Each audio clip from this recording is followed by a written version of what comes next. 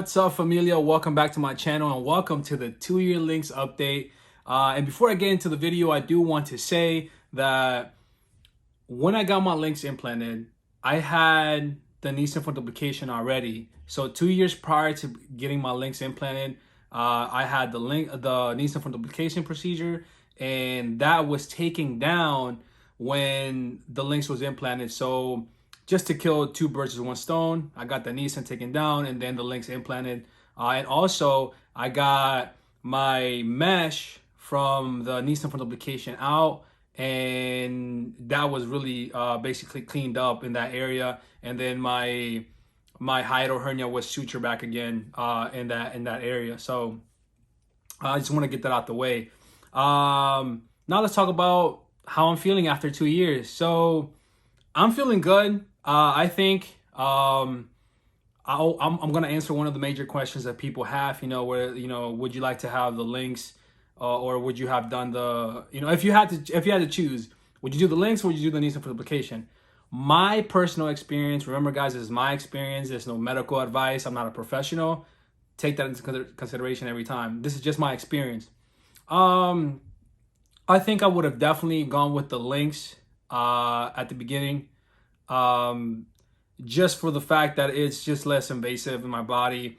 Not a lot of my anatomy would have changed. And maybe I wouldn't be having some of the side effects that I did from the Nissen Fundoplication. If you guys are new to my channel, then you guys don't know that I suffer a lot with my Nissen Fundoplication towards the end of that surgery. And to be honest, in the long run, it did me more harm than good.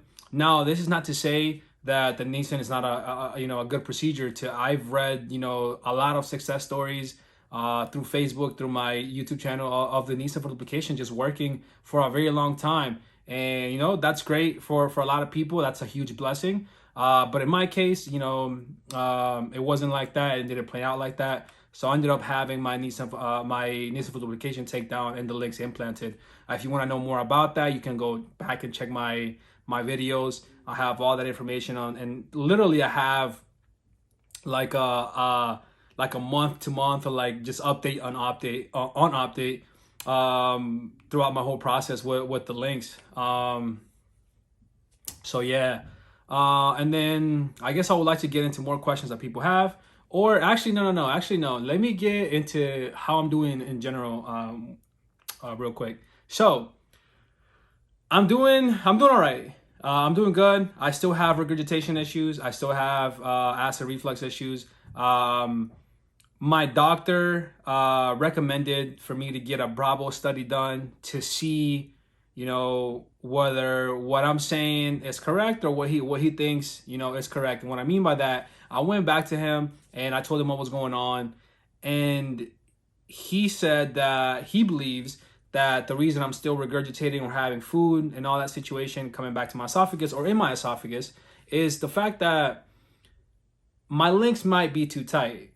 But I told them otherwise. I was like, no, I feel like my food is going through. I feel like my food gets to my stomach, but then it comes back because I'm having issues, 5 hours, 6 hours, 7 hours, even after I eat. I feel like I still need to be swallowing, drinking water so I can make my food go down. But he believes that, the food is just getting stuck and it's staying there. It's not fully, going into my stomach. So that's what the Bravo study will be done. Now, would the process, would it have been faster? Yes, but I'm kind of delaying the Bravo study just because, it's just tough on my body to keep having surgeries and then keep having, procedures.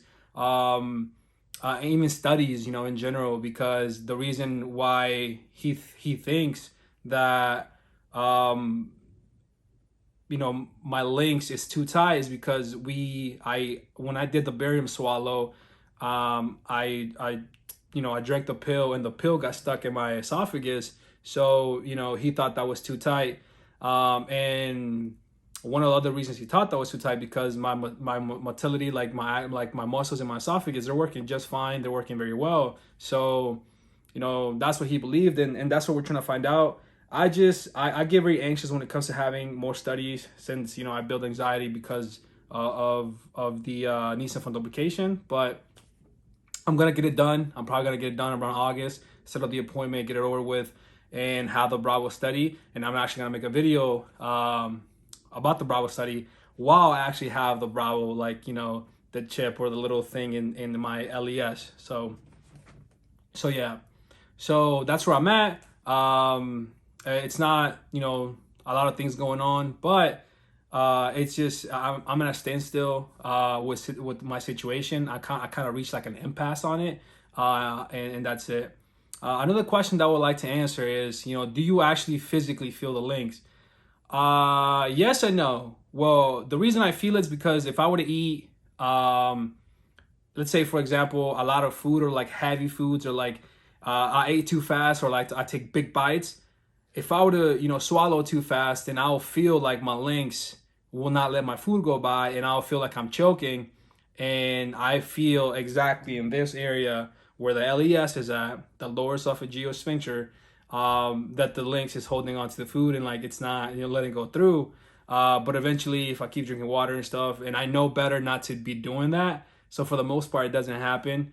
But that's when I feel it. And then spasms. As of late, I've gotten spasms a lot, and they don't last too long. They come and go, to be honest. But it is kind of it's discomforting, and it feels kind of weird because sometimes I feel like my heart skips a beat when I'm having spasms. I don't know if that has to do with anything with, you know, the vagus nerve or not, but, you know, who knows. But I guess those are like the physical aspects of what I feel. But do I actually feel like the device is inside me, or like, you know, if I touch it by pressure, I don't feel it. Like, you know, you can pressure on this area and I don't feel it at all. So that's the good thing. Another major question that I know that I've received a lot is about my gas and bloating, how it's gotten. My gas and bloating, it's hard to really try to explain my situation with the gas and bloating, but I'm gonna try, okay? So when I had the Nissen Fundoplication, I started having a lot of gas and bloating, to the point where, like, if I were to eat, you know, 10 minutes after, while I'm still eating, like as soon as I took my first bite, from that point, 10 minutes after, I will start feeling pain where my appendix is at, right? So there was a lot of times that I thought that I had like appendicitis or something, and I went to the ER and stuff. But it was just the fact that my appendicitis, it was just inflamed.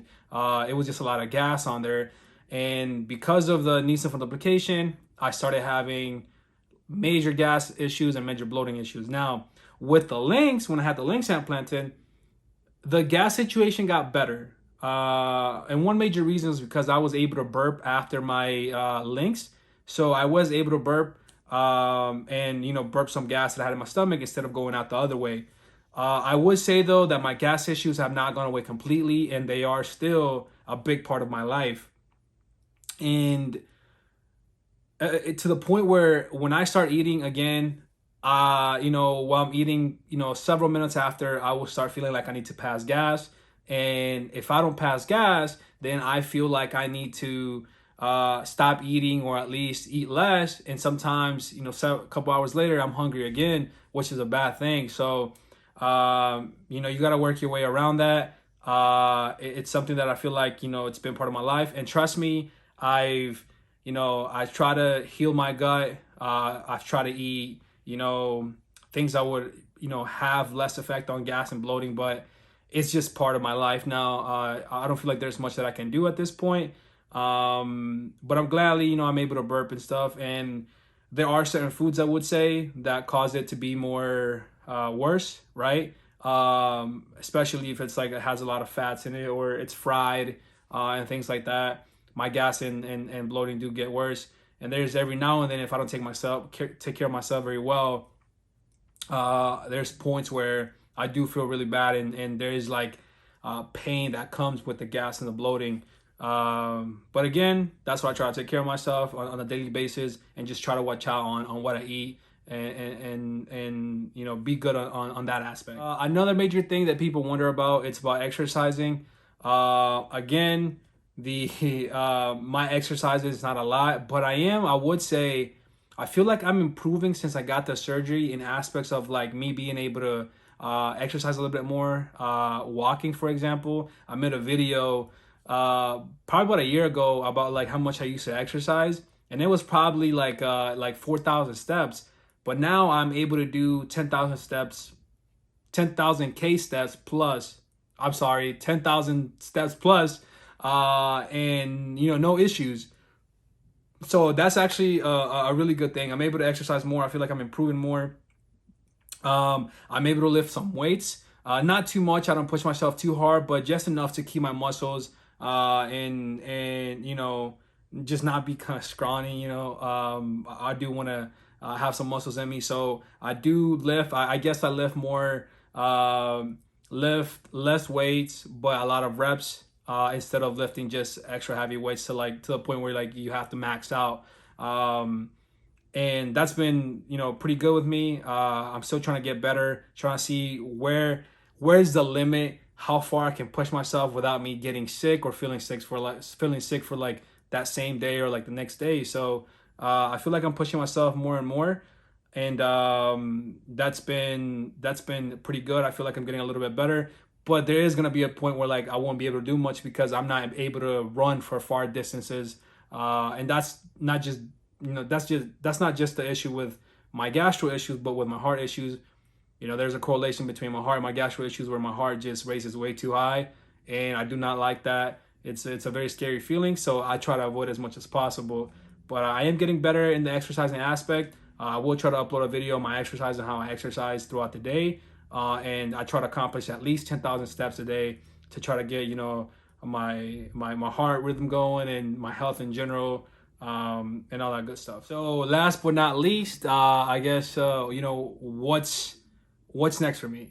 I just talked about my Bravo study, so that's gonna happen. And then obviously, if my LINX, turns out to be too tight, according to my surgeon and all the data that we gather, then I will consider getting my LINX. I guess this one taken now and getting something that's a little bit more loose. If that's the case, I will consider that, and then I will talk to my surgeon to see what other options that I have. But if there's anything else, then I'll have to wait, for more, for technology to develop and to try other things. I trust my surgeon a lot. I trust his advice, and he's always put me first, and he's always been able to listen to what I've told him and try to get feedback on that. He didn't get offended when I told him like, hey, I don't think what you're saying it's what I'm experiencing, because it is my body. So what he said was, look, well, let's do one more study. Let's do the Bravo study. You never had that. So let's do that and see if what you're saying is right, or what I'm saying is right. And that's to be respected. Like when it comes to talking, because he's a professional, I'm not, but I am the person experiencing symptoms, and I respected that very much, and I really appreciated him for taking that into consideration and also taking my word and kind of believing me, and saying like, hey, I think we have two different point of views, but let's try to gather more data to see what it could be, and then after that, we'll go from there. We'll see if there's any other surgeries. But he told me, I did ask him a question that I think you guys should really take into consideration. I told him if there's any new studies going on or what's the problem, but apparently COVID stopped a lot of like the new test runs for like new procedures for the gastro, for more like GERD issues, and they were stopped. Fundings were not made because of COVID and stuff, and financial issues. So he told me that it could be at least 5 years if like trials were to start happening now and a new procedure were to come up, until like it's actually approved and to start working on people. So for right now, what it looks like, as far as he told me, we're left with like the current procedures that we have, and it could take up to 5 years to see like something new come up with like actual data and actual trials, and even with people. So I think that's something important that you guys should know in my channel. And obviously you can do your research. Don't that's up to you to look at and keep looking for ways and options, right? Just like I do. So yeah, so that's all I got for you guys today. Thank you for watching my video. As always, don't forget to smash that like button like Tyson. Share it if you have any family members or friends that are going through similar issues. And also, man, subscribe, be part of the family. I go live typically every weekend, and we interact with each other. I like to interact with my community and just talk to you guys, see what's going on, and you guys can get, like live feed on what's going on with me, and just answer any type of questions that you have with my experience for sure. So thank you guys for watching, and I'll see you guys on the next one. Peace and love, baby.